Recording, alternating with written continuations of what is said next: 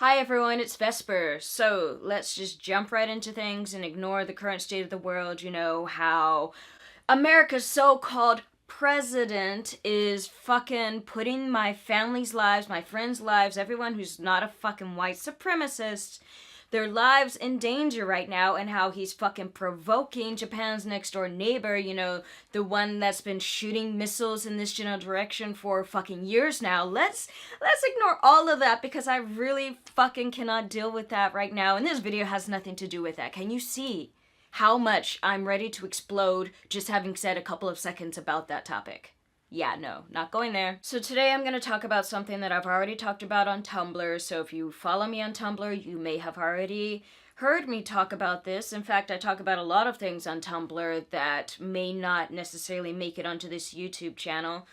And I know that a lot of the people who follow me on YouTube don't necessarily follow me on Tumblr, so here I am saying it again, and it is totally worth saying again because it is something that literally affects my life every day, and I know some of you may or may not be able to relate to it. The binary societies that we all live in fucks over each and every one of us every single day, regardless of whether you're trans, cis, non-binary, whatever, with its enforcement of the gender binary and gender roles, among other things. To use American society as a very general example here, in America, people who are deemed to be female at birth are often afforded a certain level of leeway that people who are deemed to be male at birth are not. Example number one. In America, a person who is deemed to be female at birth, whether that person is actually female at birth or not aside, is much more likely, not always, but much more likely to be allowed to play with boys' toys. Bear with me with these pronouns. She may be referred to as a tomboy by society, even by her parents, and she may be subjected to some level of ostracization because of that. On the other hand, someone who was deemed male at birth who wants to play with girls' toys, there really is no equivalent, at least in American English, for tomboy, for his parents, for society to refer to him as. That isn't inherently much more negative, even misogynistic, homophobic. He, again, bear with me with these fucking pronouns, he is much more likely to be denied those girl toys altogether, not to even mention possibly being punished for simply wanting them and the level of ostracization that he would be subjected to if he was to receive them. Example number two. People who are assumed to be women in America are held to a standard of professionalism, code of conduct, dress code, things like that, that may restrict what they can wear in the workplace.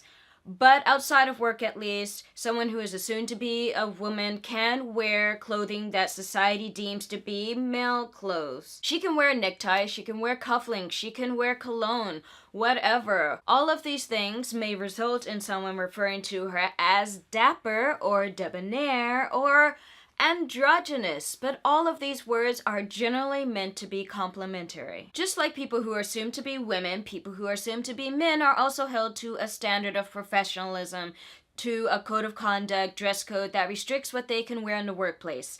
Outside of work, they could wear what society deems to be women's clothing. They could wear a dress, they could paint their nails, they could do their makeup fucking fantastically. Someone who is assumed to be a man is much more likely to have to choose where they go carefully while dressed like that and watch their back. They are much more likely to be called a fag, a tranny, to be referred to as feminine or performing drag.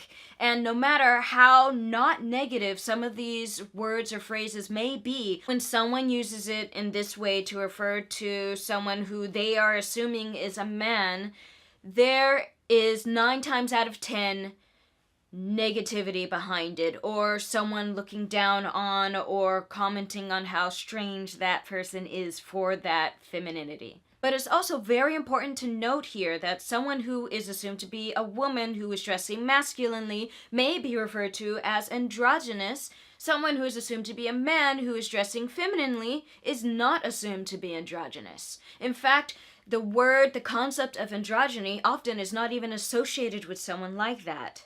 Why?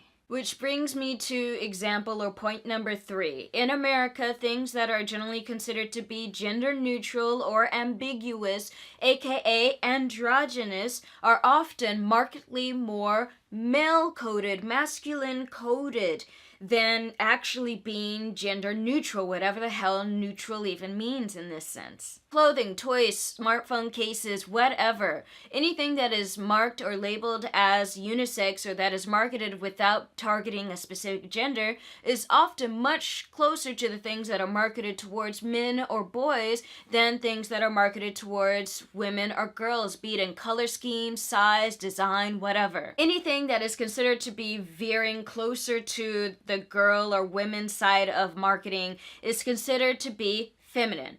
Just feminine. Not unisex and certainly not gender neutral. And yes, I can see you there sitting there yelling, misogyny! Yes, misogyny very much plays a part in this, but we can't let the conversation end there because misogyny is not the only thing behind this. Sometimes, or actually surprisingly often, I come across a blog post, article, whatever, that is pointed out some of the examples or points that I just made, and usually it's written by a cis person trying to raise awareness among other cis people that, hey, the gender binary fucks over us too! And I'm sitting there like, yeah, it fucks over you too, but like, why is that the rallying cry to care about non-binary people and people who otherwise are fucked over, especially by the gender binary?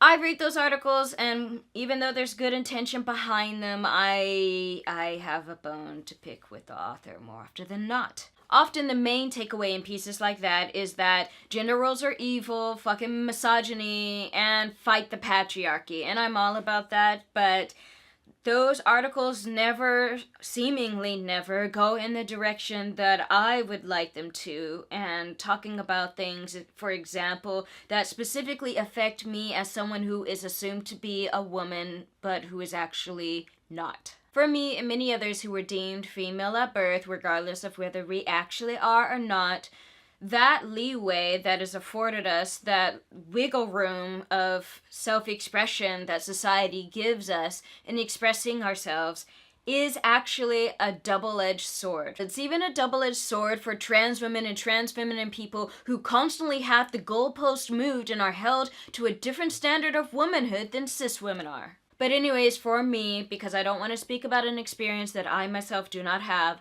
for me, that leeway of expression is actually the very thing that undermines my gender identity in the eyes of society at large the most. No matter what I do, no matter what I say, no matter how I express myself, no matter how I exist as a person in the world, I am always seen as nothing more than a tomboy, a stud, a soft butch at most. Even androgyny is unattainable for me because, androgyny doesn't look like me in the eyes of society. I will always be seen as a girl or a woman first, and anything that comes after that, be it tomboy, soft butch, lesbian, is just another way for that person to say, you're just a woman, until such a point in time as I happen to cross this magical line within somebody's mind that puts me in the realm of passing as the man that I am not.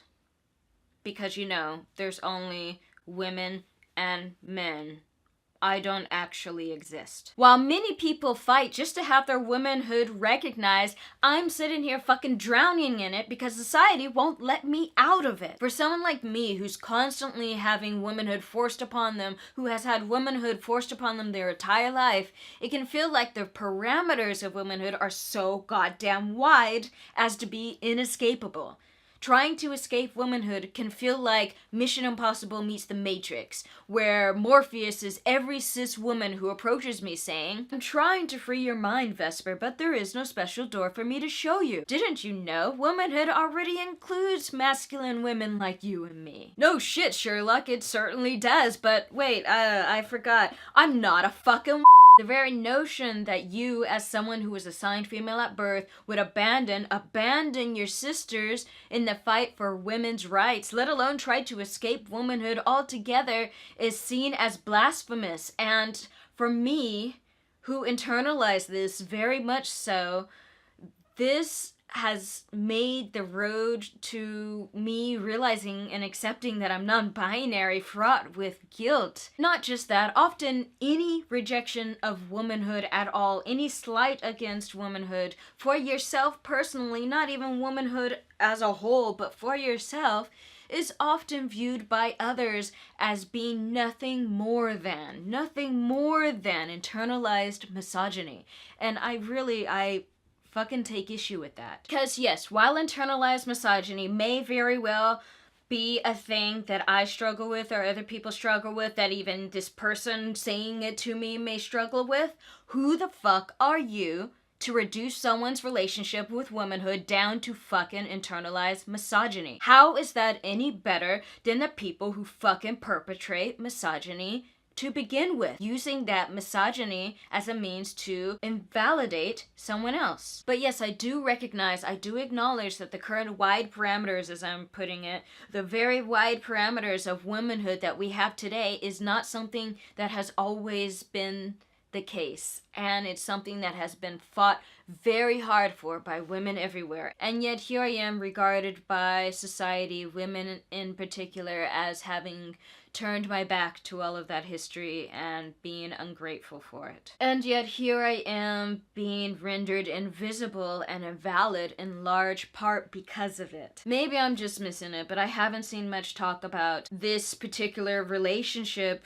with womanhood and even feminism in general, as someone who was assigned female at birth but who is non-binary. I celebrate womanhood, but when other people try to insist upon that womanhood encompassing me, then I really fucking have a problem. And that happens far too often. There's absolutely no wrong way to be a woman. That has been pounded into me since forever, through the 90s with the woman power, and I 100% agree with that, but like, people cannot take the next step and acknowledge that I am not a fucking woman. At me asserting this is not throwing mud at feminism or womanhood itself. It's a mess. Anyway, that rant is over. You can find a more or less written out copy of it on my Tumblr, link in the description. But let me know how you feel about this topic. Do you have any experience with the things that I've discussed here, or just anything? Commentary, welcome. Thank you for watching, and I'll see you next time.